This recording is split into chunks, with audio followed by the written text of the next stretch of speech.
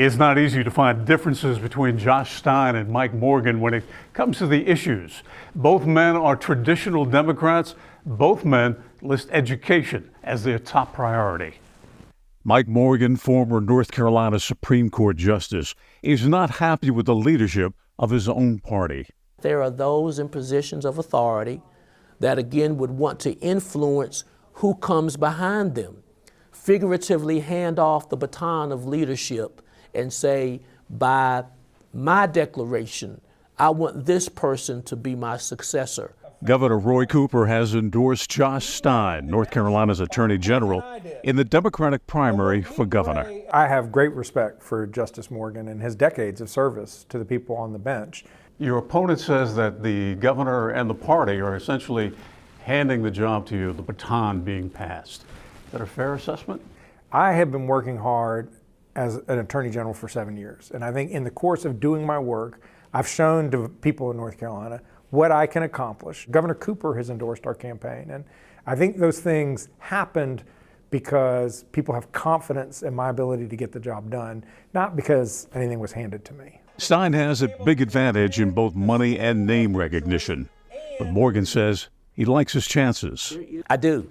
I feel like it's not where you start, it's where you end up. And when you feel the momentum along the way, you realize this is a process.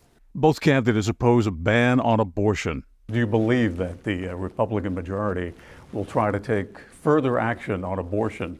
And if so, is there anything you can do about it?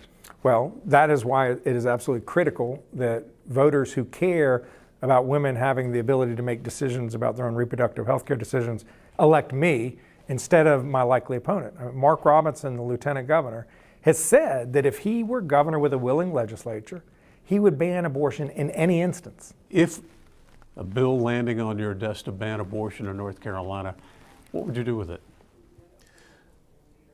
I would disfavor it.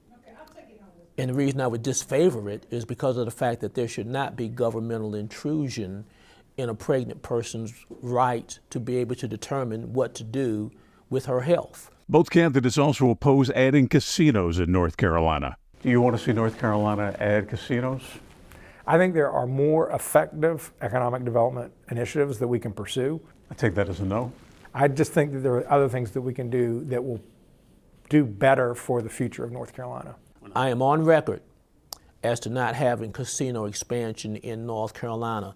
I think that's a cop-out by the legislature to see casinos in our rural areas as being the solution to what is lacking in our rural areas. That is not a sustainable solution. The two Democrats offer somewhat different views on medical and recreational marijuana. I support legalization for medical marijuana. I support decriminalizing marijuana possession. I don't think we should be burdening people with a criminal record for consuming marijuana, possessing marijuana. I would certainly want to see medical marijuana in North Carolina as long as it is properly considered and appropriately determined. And how about recreational?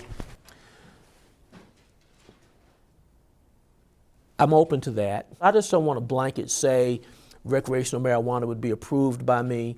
I don't make political decisions, I make informed decisions. That's what I did as a judge, that's what I do as governor. Morgan and Stein also oppose Republican efforts to eliminate corporate taxes and reduce the income tax. I think that's a long-term problem. It's going to create a hole in our budget. It's going to be about a third of the entire budget. We will lose out on the revenue because they are more interested on giving money to their wealthy donors than they are investing in public school kids. We don't have people paying their fair share. We don't have a lot of businesses paying their fair share. And I am not for putting an onerous tax on anyone.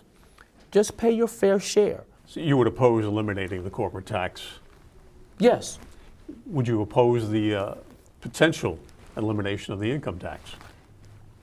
I do oppose that because I feel as though there needs to be some accountability for paying one's fair share with the ability that one has had to earn an income. There are three other Democrats in the primary: Sherrell Booker, Gary Fox, and Marcus Williams.